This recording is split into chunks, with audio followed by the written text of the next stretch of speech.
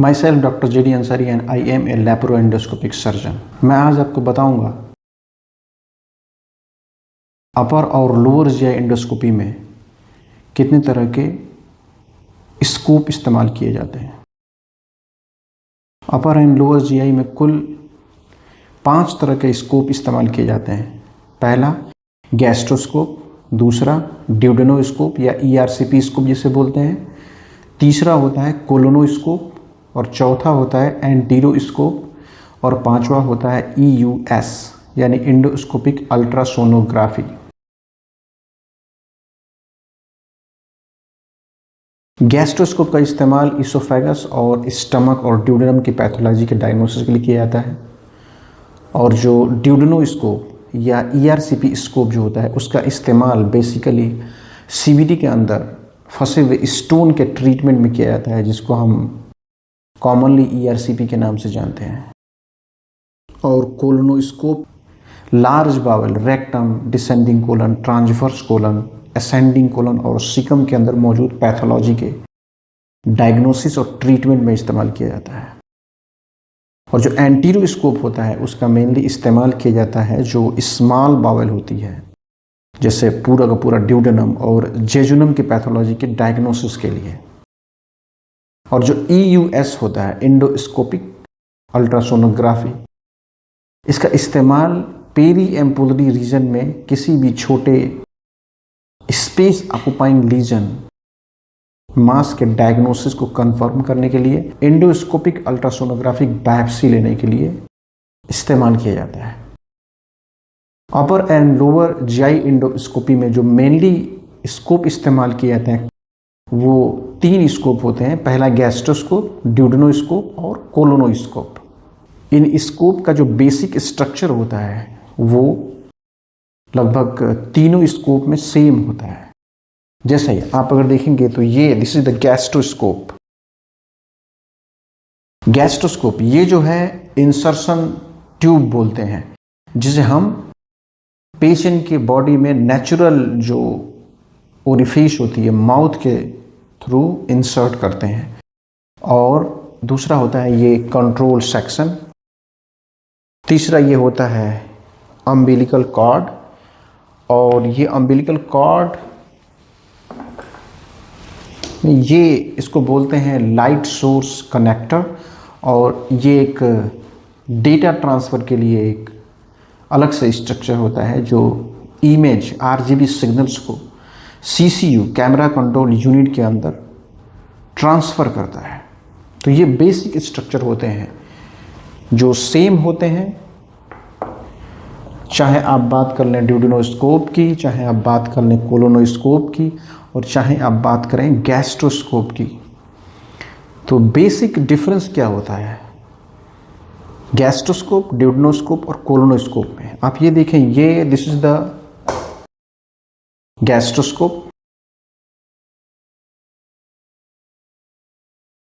and this is the duodenoscope. Basic structure is almost same, and this is the colonoscope. You can see the basic structure is almost same. Then what is the basic difference? जो basic difference है वो ये है, ये जो gastroscope होता है इसकी लेंथ जो होती है वो 1 मीटर होती है। इंसर्शन ट्यूब की जो लेंथ में बात कर रहा हूँ, इंसर्शन ट्यूब की लेंथ 1 मीटर और इसका diameter less than 1 centimetre, 5 mm, 6 mm। ये जो डायमीटर है, ये दिस इज द डायमीटर। तो गैस्ट्रोस्कोप का length 1 metre, diameter less than 1 centimetre, और जो लेंस होता है विजन के लिए that is located on the tip. And in case of duodenoscope, the length is 110 centimeter. Length of insertion tube is 110 centimeter, and the diameter is more than 1 centimeter, 11 mm, 12 mm तक इसका diameter हो सकता है। And main जो lens होती है वो lateral side पे होता है। Lens is not on the tip, just like gastroscope. lens located on the tip, but here the lens is located on the side view, that's why. इसलिए ड्यूडेनोस्कोप को या ERCP स्कोप को साइड व्यू स्कोप भी बोलते हैं, side viewing scope. तो length कितना 110 centimetre, diameter more than 1 centimetre 11 mm 12 mm, and the lens is located on the lateral side, and this is the colonoscope। क्या डिफरेंस है? Colonoscope और gastroscope almost same, बस diameter और length का फर्क है। ये गैस्ट्रोस्कोप की लेंथ 1 मीटर, कोलोनोस्कोप की लेंथ जो होती है कम से कम 160 सेंटीमीटर, 160 सेंटीमीटर, यानी 1.5 मीटर से भी लंबा होता है। और इसका जो डायमीटर है वो मोर देन 1 सेंटीमीटर, 11 12 13 तक भी हो सकता है। और जो लेंस होती है वो टिप पे होती है, it is not side view, नहीं टिप पे। यानी आप जब आप इंट्रोड्यूस करोगे तो everything will be in front vision में होगा हर चीज। दूसरा, इसके अंदर जो वर्किंग चैनल होता है, वर्किंग चैनल के डायमीटर का डिफरेंस होता है इन तीनों स्कोप में। जो ये वर्किंग चैनल है इसमें भी एक वर्किंग होल है जिसके अंदर से हम इंस्ट्रूमेंट इंट्रोड्यूस करते हैं बायोप्सी के लिए, किसी भी चीज के। तो जो वर्किंग चैनल का डायमीटर है वो इन तीनों स्कोप में, gastroscope, this is the duodenoscope, and this is the colonoscope. You can see the working channel is broader.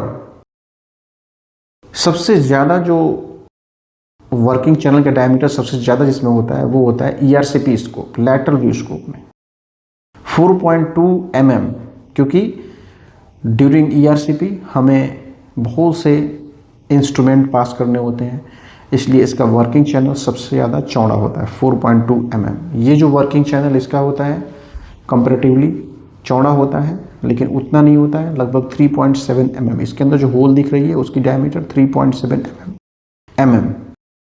और ये जो गैस्ट्रोस्कोप होता है इसका वर्किंग चैनल बहुत पतला होता है, मेनली ये बायोप्सी लेने के लिए होता है और सीवी स्टेम निकालने में भी इसका इस्तेमाल किया जाता है। तो ये बेसिक डिफरेंस है। अगर आप इन तीनों स्कोप को देखेंगे तो उसमें क्या डिफरेंस है, gastroscope, ड्यूडेनोस्कोप and colonoscope.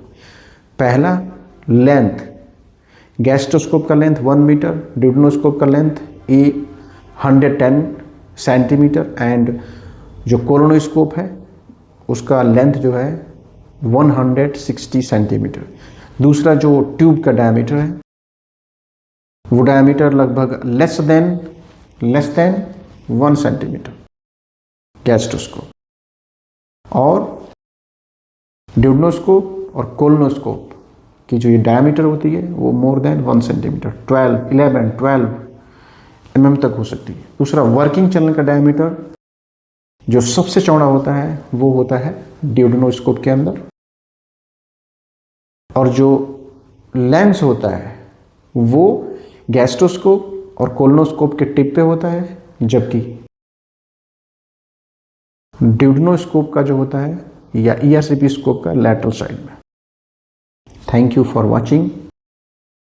Our centre is fully dedicated for laparoendoscopic surgery and training. If you are interested, you can contact us.